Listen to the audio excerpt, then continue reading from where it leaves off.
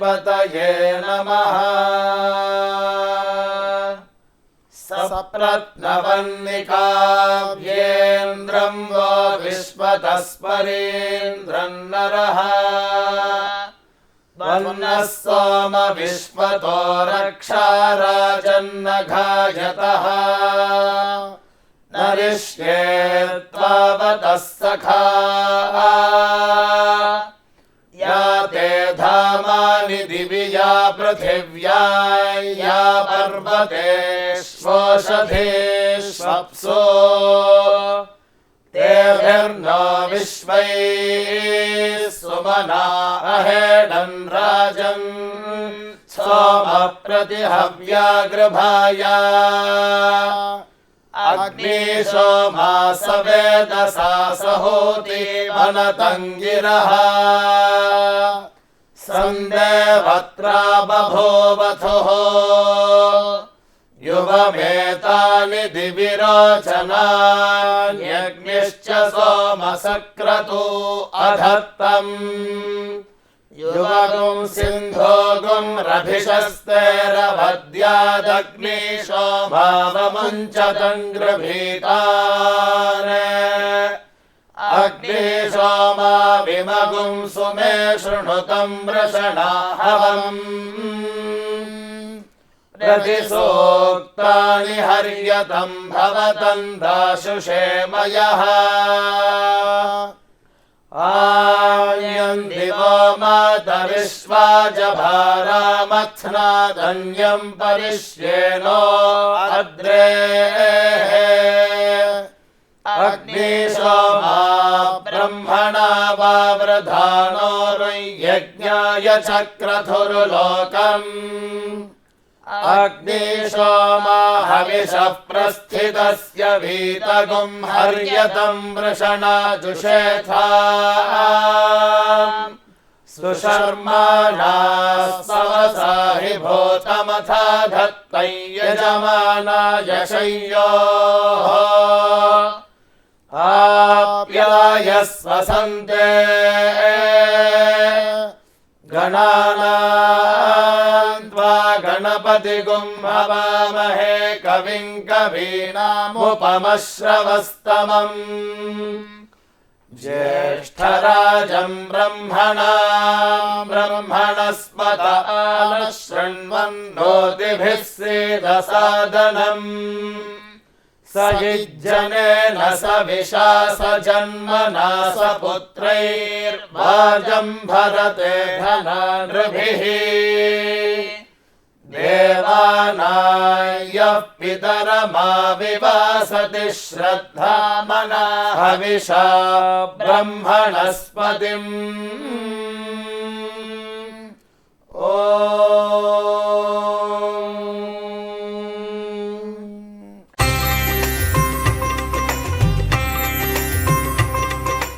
క్రోధినామ సంవత్సరం దక్షిణాయనం శరదృతువు ఆశ్వయుజమాసం అక్టోబర్ 7వ తారీఖు సోమవారం.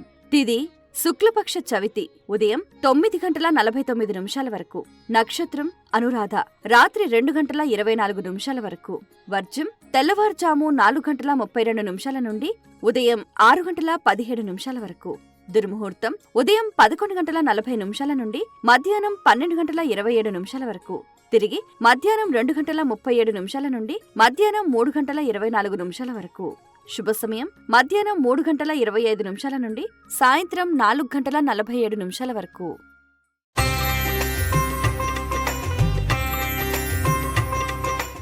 నమస్కారం. ఈరోజు విశేషం కార్యక్రమానికి సాదర స్వాగతం. యాదేవి సర్వభూతేషు శక్తి రూపేణ సంస్థిత నమస్తస్యై నమస్తస్యై నమస్తస్యై నమో నమః. దేవి శరన్నవరాత్రులలో 5వ రోజు అమ్మవారు మహాచండిక అలంకారంలో దేదీప్యమానంగా భక్తులకు దర్శనమిస్తుంది. ఇచ్ఛాశక్తి, జ్ఞానశక్తి, క్రియాశక్తి స్వరూప సమ్మిళితంగా అమ్మవారు దర్శనమిస్తూ ఉంటుంది. అయితే ఆమె మహామాయ మహాశక్తి స్వరూపిణి. ఆమె దశ భుజాలతోటి సింహ వాహన రూఢురాలై కథన రంగంలో చెండముండులనే ఘోర రాక్షసుల్ని సంహరించిన నేపథ్యంలో చాముండా అనే నామంతో విఖ్యాతి చెందింది. ఈ నేపథ్యంలో ఆమెకు చండి, మహాచండి అని చెప్తూ ఉంటారు. మనం గమనిస్తే కూడా అమ్మవారి వైభవ ప్రాభవాల్ని కూడా దేవీ భాగవతంలో, దేవీ సప్తసతిలో చాలా అద్భుతంగా వర్ణించారు. ఘోర రాక్షసులైన చండముండులో అనేక మందిని వివిధ రకాలుగా బాధ పెడుతున్న నేపథ్యంలో ప్రతి ఒక్కరికి సుఖశాంతులు, ఆనందాన్ని కలుగచేయాలనే ఒక నేపథ్యంలో అమ్మవారు ఉద్భవించి వారిని సంహరించి అందరికీ కూడా శాంతిని చేకూర్చింది. మహాచండిక అలంకారంలో ఉన్న ఆ దేవిని ఎవరైతే దర్శిస్తారో వారి జీవితంలో ఉన్న కష్ట నష్టాలన్నీ కూడా ఛేదింపబడి వారికి ఆనందం కలుగుతుంది అనటంలో ఎటువంటి సంశయం లేదు. నవదుర్గ స్వరూపాలలో 5వ రోజున అమ్మవారు స్కందమాతగా భక్తులకు దర్శనమిస్తుంది. ఇక్కడ స్కందుడు అంటే సుబ్రహ్మణ్యేశ్వర స్వామి, కుమారస్వామి అని చెబుతూ ఉంటారు. మరి అటువంటి ఆ స్వామివారు ఎంతో చక్కగా అమ్మవారి ఒడిలో ఆసీనుడవుతాడు. అలా ఇలా కూడా కాదు, 6 ముఖాలతోటి స్కందుడు ఆ తల్లి ఒడిలో ఉండగా ఆమె కూడా చక్కగా పద్మంపై ఆసీనురాలవుతుంది. అందుకనే ఆమెని పద్మాసిని అని అంటూ ఉంటారు. ఆమె 4 చేతులతోటి కూడా సింహ వాహనారూఢురాలై ఉంటుంది. ఆమె వర్ణం శ్వేతవర్ణం. అయితే ఆమె ఒడిలో ఉన్న ఆ స్కందుణ్ణి ఒక చేతితో పట్టుకోగా మరొక చేతిలో తామర పువ్వు, ఒక చేతిలో కమలము, ఒక చేతితో అభయముద్రను అందిస్తూ ఉంది. మరి నవదుర్గా స్వరూపాలలో స్కందుడికి మాతగా వ్యవహరించినందున స్కందమాత అని అంటూ ఉంటారు. ఎవరైతే ఈ రోజున ఆ తల్లిని ఆరాధించి దర్శించి షోడశ ఉపచారాలతో పూజిస్తూ ఉంటారో వారికంతా కూడా సుఖ సౌఖ్యాలతో పాటు ఆనందం, సంతోషం, ఐశ్వర్యం కలుగుతుంది అనటంలో అతిశయోక్తి లేదు. ఇక మనం గమనిస్తే కూడా శృంగేరి శారదా పీఠంలో దక్షిణామయంలో భారతీ తీర్థ మహాస్వామీజీ వారు మహాకాళి, మహాలక్ష్మి, మహాశక్తి స్వరూపమైన శారదాదేవిని రోజుకో స్వరూపంలో వారు ఆరాధిస్తూ ఉన్నారు. ఇక్కడ వాహనాలే అమ్మవారికి అలంకారాలుగా మనకు గోచరమవుతూ ఉంటాయి. ఈరోజు అమ్మవారు ఇంద్రాణి అలంకారంలో దర్శనమిస్తుంది. ఎవరైతే ఈ రోజున ఉన్న ఆ అమ్మవారిని ఆ స్వరూపంలో దర్శిస్తారో వారికి స్వర్గ సౌఖ్యాలు లభిస్తాయి అని చెబుతూ ఉంటారు. ఎందుకు అనంటే ఆమె దేవేంద్రుని శక్తి అయిన వజ్రాయుధాన్ని చేతధరిస్తూ ఉంటుంది, ఐరావతాన్ని అధిరోహించి ఉంటుంది. అలాగే ఎంతోమంది రాక్షసుల్ని సంహరించిన ఆ మాత, వృత్తాసురుడు వంటి రాక్షసుల్ని సంహరించిన ఆ మాతను దర్శిస్తే కూడా నిత్య జీవితంలో వారి సంతోషానికి అలాగే వారి ఎదుగుదలకు అడ్డుపడే రాక్షసులు కూడా ఆ విధంగా అంతమవుతారు అని కూడా ప్రతీతిగా చెప్తూ ఉంటారు. సో ఈ రోజున ఇంద్రాణి దేవతను దర్శించి తరించండి. అలాగే ఇక మనం బతుకమ్మ సంబరాల విషయానికి వచ్చేసరికి ఈరోజు అమ్మవారు అలుగుతుంది. అలక అనేది సహజమే, మరి ఆ అలక ఎందుకు? అలక తీర్చేది ఎవరు? అందుకనే ఈ రోజున ఎంతో చక్కగా, అంటే అందులో కూడా ఒక ఔన్నత్యం ఉంటుంది. ఒక కుటుంబంలో కానీ ఒక వ్యవస్థలో కానీ సంబంధ బాంధవ్యాలు బలపడాలి అని అంటే కూడా వారి మధ్యన ఒక సఖ్యత ఉండాలి. కాబట్టి అప్పుడప్పుడు కూడా ఈ అలకలు అనేవి కూడా ఒక అనుసంధానంగా కూడా ఉంటూ ఉంటాయని చెప్తూ ఉంటారు. అలగడం, అలక తీర్చటం, అందులో ఒక ప్రేమతత్వం అనేది కూడా దాగి ఉంటుంది. మరి ఈరోజు అమ్మవారు అలిగిన బతుకమ్మ అని అంటూ ఉంటారు. ఆవిడకి వాళ్ళు ఎవ్వరూ ఏ నైవేద్యం పెట్టరు. మళ్ళీ తర్వాత ఏ రూపంలో దర్శనమిస్తుందో మరొక విభాగంలో తెలుసుకునే ప్రయత్నం చేద్దాం. ఇక తిరుమల వైభవ ప్రాభవాల విషయానికి వచ్చేసరికి సప్తగిరులపై కొలువై ఉన్న ఆ 7 కొండల వారికి శ్రీవారి నవాహ్నిక సాలకట్ల బ్రహ్మోత్సవాలలో భాగంగా ఉదయం స్వామివారు కల్పవృక్ష వాహనంపై ఊరేగగా సాయంత్రం సర్వభూపాల వాహనంపై భక్తులకు దర్శనమివ్వనున్నారు. మనం గమనిస్తే కల్పవృక్ష వాహనం ఇది కోరిన కోర్కెలు తీర్చి కొండంత అండగా నిలిచే కల్పవృక్షం. మరి శ్రీదేవి భూదేవి సమేతంగా మలయప్ప స్వామివారు కల్పవృక్ష వాహనంపై ఊరేగుతూ భక్తులను అనుగ్రహిస్తూ కటాక్షిస్తూ ఉన్నారు.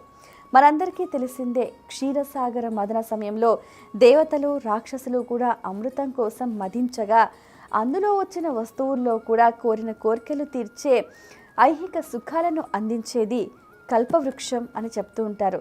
అటువంటి కల్పవృక్ష వాహనంపై ఆసీనుడైన మలయప్ప స్వామిని దర్శిస్తే ఐహిక ఆమూష్మిక కోరికలు కూడా తీరుస్తాడు అన్నది కూడా ప్రతీతి.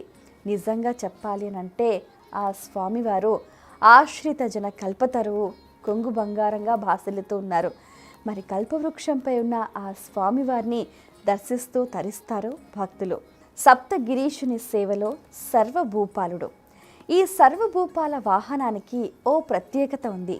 ఇది ఒక బంగారు మండపం. రాత్రిపూట విద్యుత్ దీప కాంతులతో శ్రీదేవి భూదేవి సమేతంగా మలయప్ప స్వామివారు దీదీప్యమానంగా వెలుగొందిపోతూ ఉంటారు. ఆ స్వామివారి వైభవాన్ని చూడటానికి 2 కళ్ళు సరిపోవంటే కూడా అతిశయోక్తి కాదేమో. మరి ఎంతో చక్కగా సర్వభూపాల ఆబాల గోపాలానికి కూడా సార్వభౌముడైన ఆ స్వామివారి సేవలో తరించటానికి అన్ని రాజ్యాల నుంచి రాజులు విచ్చేస్తూ ఉంటారు. అష్టదిక్కుల నుంచి అష్టదిక్పాలకులు విచ్చేస్తారు. సర్వదేవతాగణం, భక్తజనగణం వీరందరి నడుమ ఆ సప్తగిరీషుడు సర్వభూపాల వాహనంపై దేదీప్యమానంగా భక్తులకు దర్శనమిస్తాడు.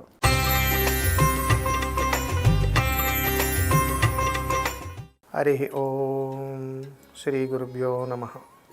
జన్మనిచ్చిన తల్లిదండ్రులకు శిరసా పాదాభివందనాలు. దశ మహావిద్యల్లో 5వ స్వరూపమైనటువంటి అమ్మవారు త్రిపుర భైరవి అమ్మవారు. ఈ త్రిపుర భైరవి అమ్మవారిని ఆరాధించాలన్నా, అమ్మను కొలవాలన్నా ఖచ్చితంగా శివానుగ్రహం తప్పనిసరి. ఈ శివానుగ్రహం ఎవరికైతే సంపూర్ణంగా ఉంటుందో, ఎవరైతే నిత్యము కూడా శివారాధన చేస్తూ ఉంటారో వారికి ఈ త్రిపుర భైరవి అమ్మవారి అనుగ్రహము శీఘ్రమే లభిస్తుంది. చాలా సందర్భాలలో అమ్మవారిని ఎవరు కొలవాలి, ఎలా కొలవాలి, త్రిపుర భైరవి అమ్మవారు దర్శనం ఎలా ఇస్తారు, త్రిపుర భైరవి అమ్మవారిని ఏ విధంగా మనం చూడవచ్చు అంటే పసుపు పచ్చని వర్ణములో అమ్మవారు మనకు దర్శనం ఇస్తూ ఉంటారు. ఇక్కడ అమ్మవారిని కొలవటానికి కావలసినటువంటి అర్హత, అమ్మవారిని దర్శనం చేసుకోవటానికి కావలసినటువంటి నిబద్ధత ఏమిటనంటే శివుని యొక్క అనుగ్రహం ఎవరికి మీదైతే సంపూర్ణంగా ఉంటుందో వారికి త్రిపుర భైరవి అమ్మవారి దర్శనం ఖచ్చితంగా జరిగి తీరుతుంది. ఈ అమ్మవారిని ఇంట్లో కొలవాలని అనుకున్నప్పుడు పార్థివ అంటే మట్టితో చేసినటువంటి ప్రతిమతో కానీ చెక్కతో చేసినటువంటి ప్రతిమతో కూడా అమ్మవారిని కొలవచ్చు. లేని పక్షంలో అమ్మవారి యొక్క ప్రతిమ దగ్గర అమ్మవారిని కూడా కొలిసేటువంటి ప్రయత్నం చేయవచ్చు. ఇక్కడ త్రిపుర భైరవి అమ్మవారిని గృహములో సకల భోగాలకు ఐశ్వర్యాలకు ప్రతీకగా కొలవచ్చు. ప్రతి కుటుంబంలోనూ కూడా భార్యాభర్తలు ఇరువురూ కూడా కలిసి చేసుకోగలిగేటువంటి ఉపాసన సాధనలో ఈ త్రిపుర భైరవి అమ్మవారు చాలా విశేషమైనటువంటి దర్శన భాగ్యాన్ని మనకిస్తూ ఉంటారు. చాలా కుటుంబాలలో అమ్మవారి యొక్క దర్శన భాగ్యం కోసం ఎన్నో వ్రతాలు పూజలు చేస్తూ ఉంటాం. కానీ ఇక్కడ త్రిపుర భైరవి అమ్మవారి యొక్క దర్శన భాగ్యంలో భార్యాభర్తలు ఇరువురూ కూడా కలిసి అమ్మవారిని పూజించవచ్చు.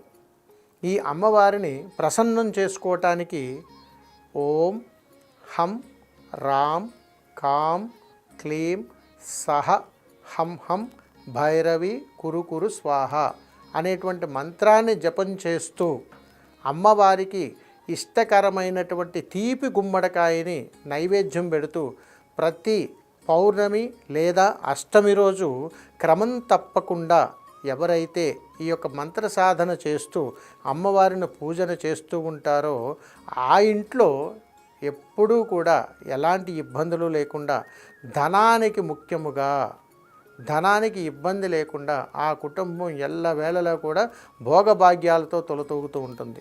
అలాంటి త్రిపుర భైరవి అమ్మవారి యొక్క సంకేతాలు ఎలా ఉంటాయి, ఆ సాధనలో ఉన్నటువంటి సంకేతాలు ఎలా ఉంటాయి, ఎప్పుడైతే త్రిపుర భైరవి అమ్మవారి యొక్క మంత్రాన్ని మనం పఠిస్తున్నామో, ఎప్పుడైతే త్రిపుర భైరవి అమ్మవారి యొక్క సాధన ఎప్పుడైతే మనం మొదలుపెట్టామో, ఉపాసన చేయటానికి ఎప్పుడైతే మనం సిద్ధపడుతున్నామో, సాధకుడిని చూడగానే మనం కాలభైరవ స్వరూపం అనేటువంటివి కొన్ని ఉంటాయి, భైరవులు, గ్రామసింహాలు అని అంటారు.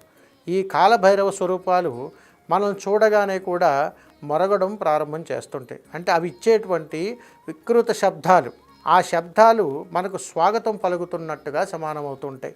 అంటే ఆ మంత్రోచ్చారణ, ఆ మంత్రము ఎవరైతే పలుకుతారో ఈ త్రిపుర భైరవి సాధనలో వారికి కాలభైరవుల దర్శనం అతీతముగా జరుగుతూ ఉంటుంది. వీరికి దగ్గరగా రావటము, ఎక్కువగా ప్రేరణ జరగటము, వీరిని స్పర్శించటము, వీరిని చూడగానే బిగ్గరగా అరవటము, ఇవన్నీ జరుగుతూ ఉంటాయి. ఎప్పుడైతే వీరు ఆ సందర్భాలు వీరి జీవితంలోకి ఎదురవుతున్నాయో ఖచ్చితంగా వారికి అమ్మవారి దర్శనం దగ్గరలోనే ఉన్నట్టు లెక్క. ఖచ్చితంగా ఆ సాధకుడికి ఎల్లవేళలా కూడా ఏ పని చేసినా అద్భుతంగా కలిసి రావటము, భోగభాగ్యాలతో తొలతూగటము జరుగుతూ ఉంటుంది. మరి ఈ అమ్మవారికి పచ్చ రంగుతో కూడుకున్నటువంటి ఏ వస్త్రాన్ని సమర్పించినా అమ్మవారు చాలా ఆనందపడిపోతూ ఉంటారు. అందుకని ఈ త్రిపుర భైరవి అమ్మవారికి ఎక్కువగా ఇష్టకరమైనటువంటి ప్రీతికరమైనటువంటి రంగు ఏదైనా ఉన్నదానంటే అది పచ్చరంగు వస్త్రము. అందుకని ఈ అమ్మవారిని దర్శించుకోవాలన్నా, సాధన చేయాలన్నా సాధకుడు పాటించవలసినటువంటి నియమ నిబంధనలు ఎప్పుడూ కూడా అంటే ప్రతి నిత్యము లేదా పౌర్ణమి, అష్టమి రోజు క్రమం తప్పకుండా వారు ఏ గ్రామంలో ఉన్నా కానీ గ్రామ దేవతను ఖచ్చితంగా దర్శించి తీరాలి. అలా దర్శించిన వాళ్ళకి త్రిపుర భైరవి అమ్మవారు భైరవ స్వరూపంలో మనకు దర్శనమిస్తూ సాక్షాత్తు కాలభైరవుని యొక్క అనుగ్రహానికి వారు దగ్గర అవుతూ ఉంటారు. ఎప్పుడైతే కాలభైరవ అనుగ్రహానికి వీరు ఆమోదం పొంది ఉన్నారో ఖచ్చితంగా త్రిపుర భైరవి అమ్మవారి యొక్క అద్భుతమైనటువంటి ఆశీస్సులు పొందుతారు. అలాంటి సాధకుడికి ఈ ఉపాసన అద్భుతంగా ఉంటుంది. కాబట్టి మీరు గమనించండి, ఎవరైనా మన గ్రామంలో కానీ మన ఉన్న ప్రదేశంలో కానీ ఎవరైనా శివంగా మారి వెళ్ళిపోతూ ఉన్నప్పుడు మనం ముఖం తిప్పుకొని అటు ఇటుగా వెళ్ళిపోతూ ఉంటాం. కానీ త్రిపుర భైరవి సాధన, త్రిపుర భైరవి మంత్ర ఉపాసన పొందినటువంటి వారు ఎట్టి పరిస్థితుల్లోనూ కూడా ఎంత బిజీ ప్రపంచంలోనూ ఉన్నా ఎవరైనా కానీ శివైక్యమయ్యారు అని అంటే ఖచ్చితంగా అక్కడికి వెళ్ళి రావాలి. వెళ్ళి వారిని చూసి దర్శించి నమస్కారం చేసుకొని బయటికి ఎప్పుడైతే ఆ సాధకుడు వస్తాడో ఆ ప్రదేశంలో కాలభైరవుడు వారిని చూడగానే ఒక అద్భుతమైనటువంటి శబ్దాన్ని సంకేతంగా ఇస్తాడు. వెంటనే వాళ్ళ యొక్క ఆత్మ శాంతిస్తుంది. అంతటి గొప్ప శక్తి ఈ త్రిపుర భైరవి సాధనలో ఉంటుంది. మరి ఈ త్రిపుర భైరవి సాధనకు మరి నైవేద్యం ఏం పెట్టాలి? అమ్మవారికి నైవేద్యం పెట్టేటప్పుడు ఈ త్రిపుర భైరవి సాధనలో కూష్మాండాలను పగలగొట్టి వాటిలో చక్కగా నేతిని మరియు తేనెను మరియు పంచదార ఈ మూడింటిని కలిపి కూష్మాండాలను 2 భాగాలుగా చేసి త్రిపుర భైరవి అమ్మవారికి నైవేద్యంగా పెడతారు. వీటిని నైవేద్యంగా పెట్టినప్పుడు అమ్మవారి యొక్క సంకేతం ఎలా వస్తుంది అని అంటే ఎంతో అద్భుతమైనటువంటి ఆహ్లాదకరంతో కూడుకున్నటువంటి తేజోవంతమైనటువంటి ప్రతిబింబం సాధకుల్లో వస్తుంది. అంతటి శక్తివంతమైనటువంటి అనుగ్రహం ఖచ్చితంగా దక్కుతుంది. కాబట్టి ప్రతి ఒక్కరూ ఈ సాధన చేసుకోవచ్చు, అమ్మ అనుగ్రహాన్ని పొందొచ్చు. ఓం త్రిపుర భైరవియే నమః.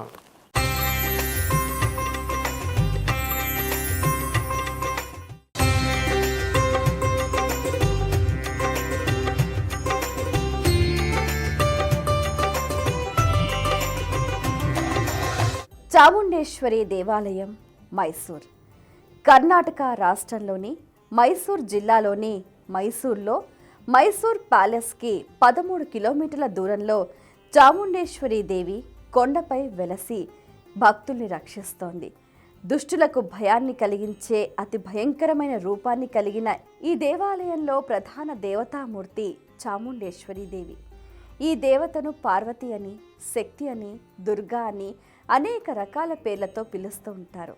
మైసూర్ మహారాజులు చాలా సంవత్సరాలుగా ఈ దేవతను పూజిస్తూ, కులదేవతగా ఆరాధిస్తూ, ఈ దేవాలయాన్ని పోషిస్తూ, ఈ దేవాలయ అభివృద్ధికి విశేషంగా సహకరించారు. ఈ పుణ్యక్షేత్రాన్ని 12వ శతాబ్దంలో హోయసల పాలకులు నిర్మించారని భావిస్తున్నారు. ఈ దేవాలయ గోపురాన్ని బహుశా 17వ శతాబ్దంలో విజయనగర పాలకులు నిర్మించారు. 1659లో 3000 అడుగుల కొండ శిఖరానికి 1000 మెట్లతో మెట్ల మార్గాన్ని ప్రారంభించారు. ఆలయం వద్ద అనేక నంది చిత్రాలు ఉన్నాయి. కొండ మీద 800వ మెట్టు వద్ద ఒక చిన్న శివాలయం ముందు పెద్ద నల్లరాతి నంది విగ్రహం ఉంది. ఈ నంది విగ్రహం 15 అడుగుల ఎత్తుతో 24 అడుగుల పొడవుతో ఉంది. ఈ నంది విగ్రహం మెడ చుట్టూ చాలా అందమైన గంటలు చెక్కబడి ఉన్నాయి. నవరాత్రి ఉత్సవాల పేరు వినగానే నూతన ఉత్తేజంతో మనసు ఉప్పొంగిపోతుంది.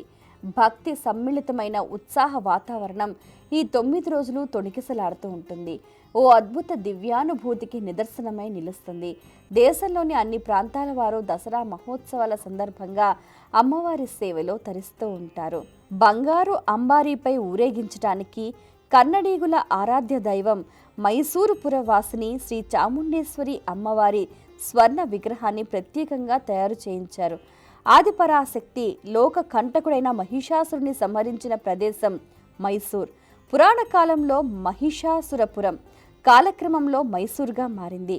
మహిషాసురుడితో పాటు చాముండులనే అసురుల్ని సైతం ఇక్కడే సంహరించిన అమ్మవారికి చాముండేశ్వరి అనే పేరొచ్చింది. మైసూరు దసరా ఉత్సవాల్లో స్వర్ణ అంబారి, బంగారు సింహాసనం ప్రత్యేక ఆకర్షణ. చాముండేశ్వరి అమ్మవారిని ఊరేగించే పల్లకినే స్వర్ణ అంబారీగా వ్యవహరిస్తూ ఉంటారు. మైసూర్ చాముండేశ్వరి దేవి ఆలయం విశేషంగా భక్తుల కోరిన కోర్కెలు తీరుస్తోంది. అలాగే దేవి నవరాత్రుల్లో 5వ రోజు మహాచండికాదేవిగా భక్తులకు దేదీప్యమాన రూపంలో దర్శనమిస్తుంది ఆ తల్లి కరుణా కటాక్ష వీక్షణాలు ప్రతి ఒక్కరిపై ఉండాలని మనస్ఫూర్తిగా ఆకాంక్షిస్తున్నాం.